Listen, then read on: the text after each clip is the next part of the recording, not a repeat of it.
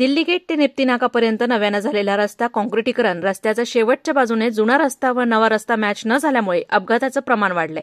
दोन्ही रस्त्यांची लेव्हल करावी जेणेकरून अपघात होणार नाही, याबाबत माजी नगरसेवक शरद ठाणगे यांनी अभियंता निंबाळकर यांना सांगितले।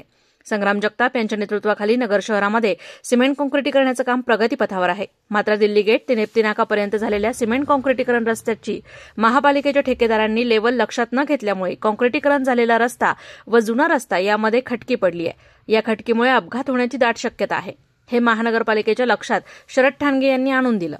दुसऱ्या बाजूचं काम सुरू झालं असून एक साईडची पट्टी घेऊन रस्ता मॅच करण्याची गरज असल्याचं त्यांनी सांगितलंय। वाहने येथे आल्यानंतर या खटकीचा अंदाज येत नाही आणि वाहने उडी घेत आहेत। खाली उतरताना रस्त्याचा भाग वाहनांना लागत असल्यामुळे वाहनांचंही नुकसान होत आहे।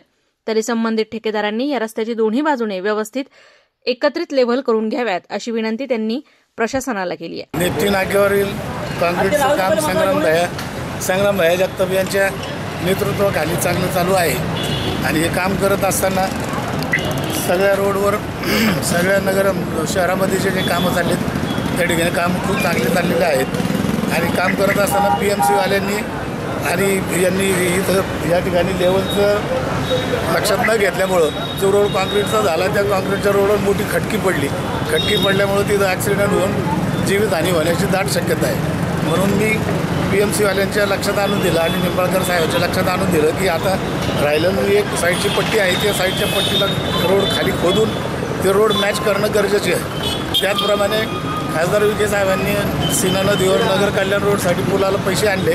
काम खूप चांगलं चालू आहे, परंतु ते करत असताना नगर साईडच्या बाजूला जो DP रोड सावडीवरनं आलेला आहे त्या रोडला त्यामध्ये आतमध्ये एंट्री करण्यासाठी तिथं व्यवस्था ठेवली नाही आणि ते न ठेवल्यामुळं भविष्यात तो रोड करताना तो रोड करताच येणार नाही। मग आता हा रोड करताना नॅशनल हायवे आणि कॉर्पोरेशनच्या लोकांनी कम्युनिकेशन करून त्याच्यामध्ये आतमध्ये जाण्यासाठी रोड त्या भरावाच्या आत भराव न करता त्याच्यामध्ये आतमध्ये एंट्री करायला रोडचा बायपास ठेवा अशी माझी विनंती आहे। आणि खासदार विखे पाटील आणि संग्राम जगतापचं यांनी निधी आणून या ठिकाणी जे काही काम चालू केलं त्याबद्दल मी त्यांचं अभिनंदन करतो।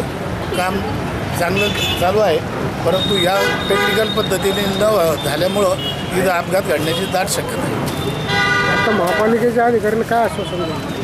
त्यांनी निंबाळकर साहेब बोलले की PMC वाल्याला मी बोलून त्यांना सांगतो की इथं लेवल मॅच करा आणि इथं रोड खोदून त्या ठिकाणी काँक्रीट खाली घालून रोड पुढच्या नगर कल्याण रोडचा जो डांबरी रोड आहे त्याला मॅच करणार। महानगर न्यूज डेस्क, महानगर न्यूज ब्युरो, अहिल्यानगर।